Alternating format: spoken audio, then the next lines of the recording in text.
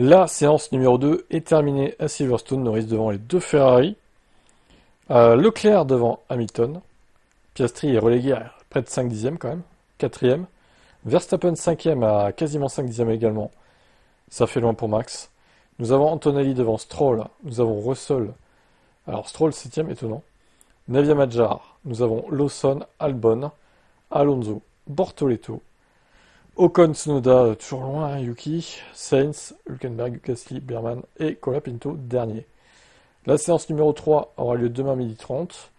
On verra ce qu'il en est. Donc, moi je pense quand même que les Mercedes, alors les Mercedes sont loin déjà, c'est bizarre. Je les attendais mieux, pour être honnête. À voir demain, et surtout dimanche, il fera plus frais. Ça va peut-être les aider avec des risques de pluie qui remontent d'ailleurs. Mais McLaren a l'air quand même encore fort, hein. A priori, je pense qu'on peut se diriger vers un copier-coller de l'Autriche. Les deux McLaren devant les deux Ferrari. Et Verstappen peut-être P5 un peu plus proche qu'en Autriche. Je vois ça comme ça, moi. Marco, Ferrari et Hamilton ont eu un grainage massif, du graining, sur les pneus. Alors, j'ai constaté qu'Hamilton avait eu un graining important après quelques tours et Mercedes aussi. Notre graining à nous était raisonnable, comme celui de McLaren, donc c'est bon signe. Nous avons fait un grand pas en avant entre les EL1 et L2. Nous devons encore trouver l'équilibre et éliminer le force sous virage dans 2 ou 3 virages. Les longs relais étaient plutôt prometteurs. Donc si nous parvenons à identifier les problèmes ou à les résoudre, on sera compétitif.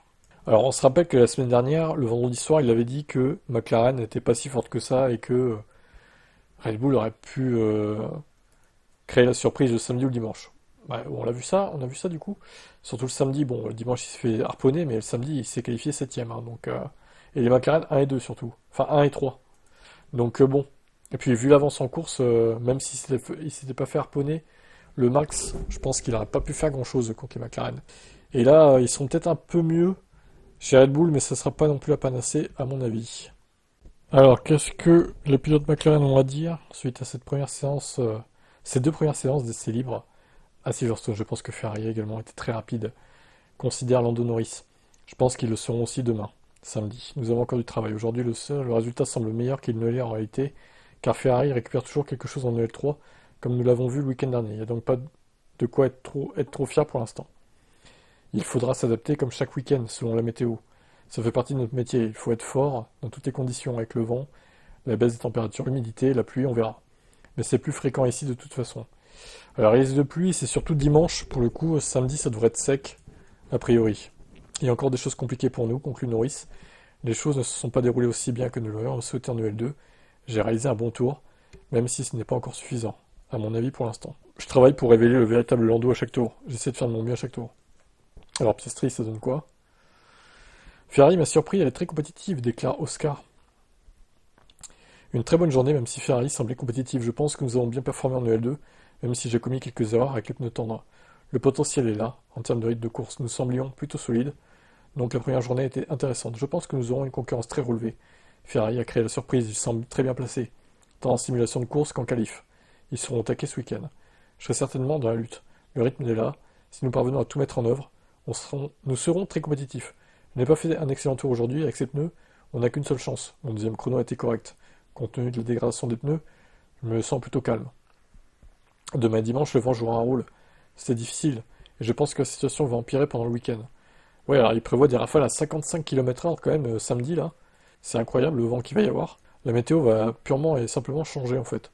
Cependant, cela ajoutera du piment au week-end, surtout dans les grands virages où le vent, très fort, il complique les choses. Voilà pour McLaren. Ils ont l'air plutôt confiants, même si on ne peut pas s'attendre à une domination comme ils ont eu en Autriche, à mon avis.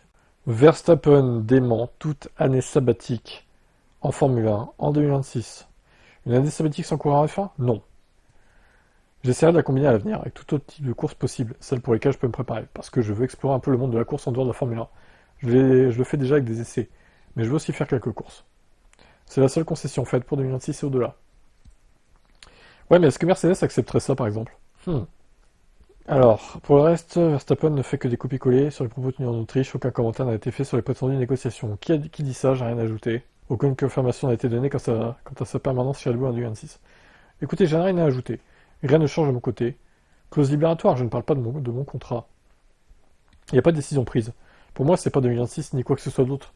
Je me concentre simplement sur l'avenir et sur mon travail avec l'équipe. Après, bien sûr, beaucoup émettent des hypothèses, mais ce n'est pas mon cas. Pourquoi ne pas dire que je serai à 100% chez Red Bull?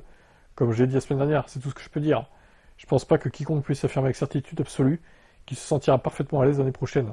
Il y a de toute façon beaucoup d'inconnus pour l'année prochaine. La seule chose que je puisse faire, c'est rouler aussi vite que possible avec les moyens du bord.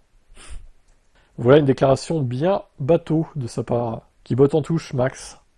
Max le politicien finalement un peu. Hein. Il s'y met aussi des fois. Hein. Tout le monde dit Max, il va pas par quatre chemins, il fait jamais de déclaration de ce type-là, à botter en touche comme ça, bah si, il en fait. Comme tout le monde en fait. Parce que c'est le monde de la F1 quoi qui veut ça. Hein. Bon, en tout cas, il a l'air sûr de pas faire une année sabbatique déjà. Ça me paraissait un peu improbable aussi, donc bon, on a la confirmation de ça au moins. Zach Brown craint un potentiel transfert de Verstappen chez Mercedes. Tu m'étonnes. On n'est jamais totalement sûr, mais je crois que là où il y a de la fumée, il y a du feu. Si tout le monde était engagé à leur poste l'année prochaine, c'est ce que tout le monde dirait. Le fait que tout le monde en parle, que personne ne confirme rien, me dit qu'il y a définitivement des conversations en cours. J'ai dit il y a un moment, je serais pas surpris de voir Mercedes reprendre Max, et Max conduire une Mercedes. Je pense pas que ce soit hors de question. On lui demande si ça peut arriver l'année prochaine. Je préférerais voir Max dans une Red Bull en ce moment plutôt que dans une Mercedes. Parce qu'il fait un travail incroyable, bien sûr. Oui, c'est sûrement ça, oui. Il dit ça parce qu'il sait très bien que Red Bull, ça va se casser la gueule l'année prochaine. Ce qui est déjà le cas en 2025, d'ailleurs, c'est en partie, ça se casse la gueule. On va dire que Verstappen arrive à garder le bateau à flot, mais bon, s'il n'était pas là, ça galérerait à être dans les points, Red Bull. Hein. Ça serait 8, 9, 10, 11.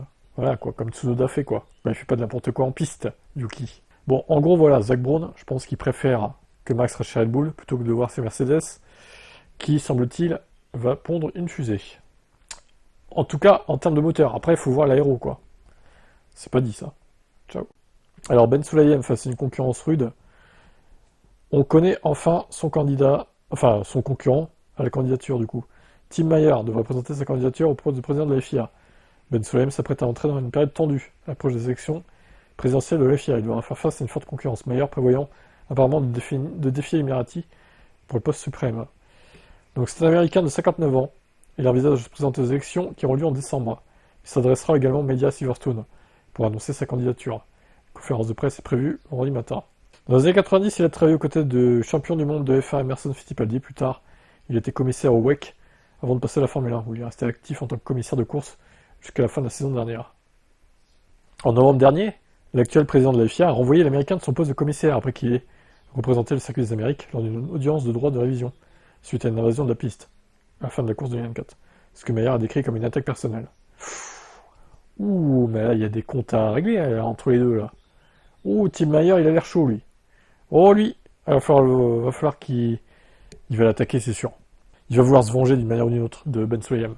Ça va être marrant à suivre, du coup. J'espère que ça va se confirmer, cette candidature-là. Hâte de voir ça.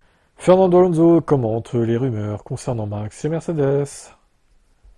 Je sais pas, ça m'est égal. Ok, bon. Pourtant, Alonso ne s'est pas contenté de la première réponse.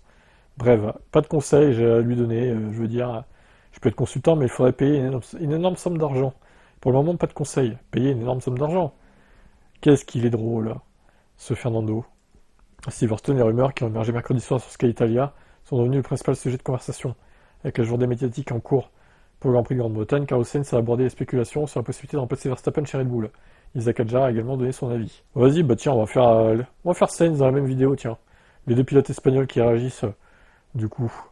Alors, Sainz rejette les spéculations sur Red Bull et s'aligne avec Williams. Il confirme son engagement avec Williams. Bah, j'ai envie de dire, l'année prochaine, de toute façon, est-ce qu'il mieux vaut-il pas être pour lui chez Williams que chez Red Bull? Parce qu'on sait que Red Bull Ford l'année prochaine, c'est pas ouf, sur le papier.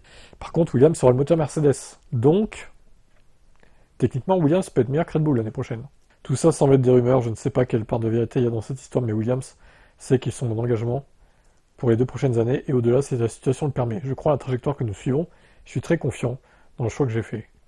C'est surtout que tu n'avais pas trop le choix, Carlos. Hein. En attendant, c'est 42-13 en sa défaveur, donc ça fait quand même beaucoup de différence là. Il va falloir réagir, Carlos. Mais je crains que ça soit déjà à peine perdu pour lui, parce que la Williams, elle perd en perfo, donc ça va être compliqué. Voilà pour les avis des Espagnols.